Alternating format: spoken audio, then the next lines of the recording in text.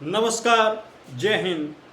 अभी सूत्रों के हवाले से खबर आ रही है कि जो अग्निपथ स्कीम थी या फिर अग्निपथ योजना थी, सरकार ने उसमें काफ़ी बदलाव किया है और अब इसका नाम बदलकर सैनिक सम्मान योजना या फिर सैनिक सम्मान स्कीम रख दिया गया है। और इसमें काफ़ी बदलाव किए गए हैं ताकि युवाओं का फिर से जो आर्मी में जाने का जज्बा था वो बरकरार रहे। आखिरकार क्या क्या वो बदलाव किए गए हैं, तो कृपया करके वीडियो को ध्यान से देखिए और पूरा देखिए। तो सबसे पहले तो इसका नाम बदल दिया गया है। पहले इसका नाम अग्निपथ स्कीम होता था, अब इसका नाम सैनिक सम्मान स्कीम रख दिया गया है।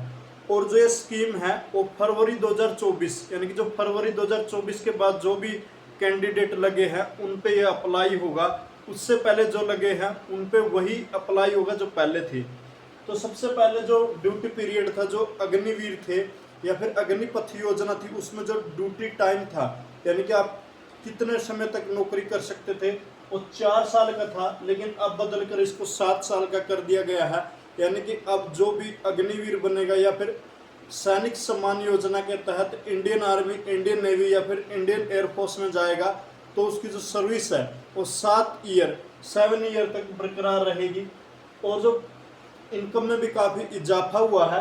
पहले यदि कोई अग्निवीर 4 साल अपनी नौकरी पूरी कंप्लीट कर लेता है तो उसको रिटायरमेंट के बाद यदि टोटल इनकम है वो 21 लाख रुपए मिलते थे, अब वो मिलेंगे 41 लाख रुपए।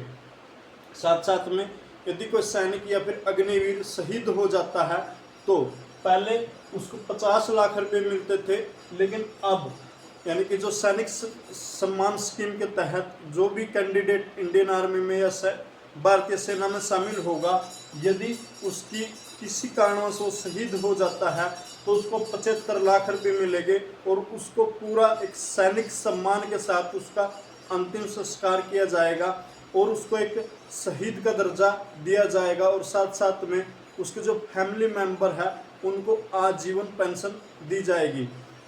और साथ साथ में जो वैकेंसी की बात करें तो पहले जो वैकेंसियाँ साल में 2 बार आती थी, आगे भी साल में 2 बार वैकेंसियाँ आएंगी। यदि मैं रिलैक्सेशन की बात करूं, यदि आप अग्निपथ योजना के तहत जो पहले लगे थे या फिर अब जो सैनिक सम्मान स्कीम के तहत जो भी युवा इंडियन आर्मी में या फिर भारतीय सेना में शामिल हो गए और रिटायरमेंट के बाद यदि मैं बात करूं तो पहले उसको जॉब में यानी कि अपनी जो जॉब पूरी कंप्लीट करने के बाद यदि दूसरी जॉब सर्च कर रहे हैं तो पहले उसको 10% आरक्षण मिलता था या रिजर्वेशन मिलता था या फिर रिलैक्सेशन मिलता था।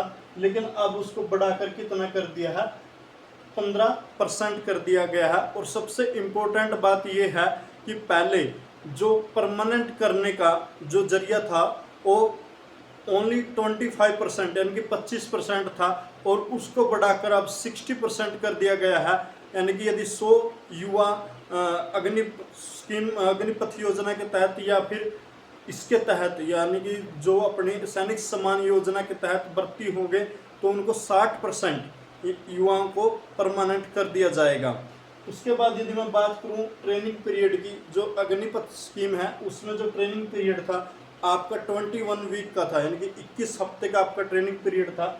अब जो ट्रेनिंग पीरियड है उसको भी बढ़ा दिया गया है और ये बढ़ाकर कुल 42 वीक यानी कि 42 हफ्ते कर दिया गया है। और यदि मैं छुट्टियों की बात करूं तो पहले अग्निवीर को सिर्फ साल में 30 दिन की छुट्टी मिलती थी, लेकिन अब सैनिक सम्मान स्कीम के तहत जो भी युवा आर्मी में भर्ती होगा उसको साल में 45 डे की छुट्टियां होगी। और जो ये नई स्कीम है ये फरवरी 2024 के बाद लागू होगी। यानी कि जो भी कैंडिडेट आर्मी में सिलेक्ट हुआ है, चाहे वो एयरफोर्स हो, चाहे वो इंडियन आर्मी हो या इंडियन नेवी हो, यदि फरवरी 2024 के बाद यदि वो सिलेक्ट हुआ है तो वो अग्निपथ योजना के तहत नहीं बल्कि सैनिक सम्मान स्कीम के तहत सिलेक्ट हुआ है। तो इस वीडियो को ज़्यादा से ज़्यादा शेयर करना उन सभी युवाओं के पास जो आर्मी में जाना चाहते हैं। और सबसे इम्पोर्टेंट बात यह है कि यदि कोई भी बच्चा टेक्निकल में जाता है यानी कि टेक्निकल भर्ती में जाता है, यानी कि जिसकी +2 में नॉन मेडिकल थी और उसके बाद यदि टेक्निकल भर्ती में जाता है तो उस पर यह स्कीम लागू नहीं होगी, क्योंकि वो परमानेंट ही सिलेक्ट होगा। यानी कि जैसे कोई मैकेनिकल, इलेक्ट्रॉनिक्स या फिर किसी अन्य ब्रांच से डिप्लोमा या 10+2 करने के बाद इंडियन आर्मी में जाता है तो परमानेंटली सिलेक्ट होगा। उसके लिए ये किसी प्रकार की कोई बाउंडेशन नहीं है, उस पर वही रूल लागू हो गए जो पहले इंडियन आर्मी, इंडियन एयरफोर्स और इंडियन नेवी में होते थे। तो ऐसी रोचक जानकारी के लिए हमारे YouTube channel GK by PK को जरूर शेयर करें, सब्सक्राइब करें। धन्यवाद। जय हिंद।